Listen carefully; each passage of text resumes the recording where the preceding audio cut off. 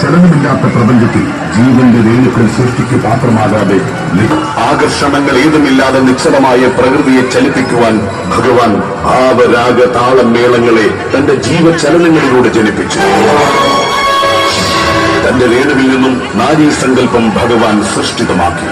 പ്രപഞ്ചം പഞ്ചാക്ഷരി മന്ത്രങ്ങളാൽ മുഖരിതമായി. പരാശക്തി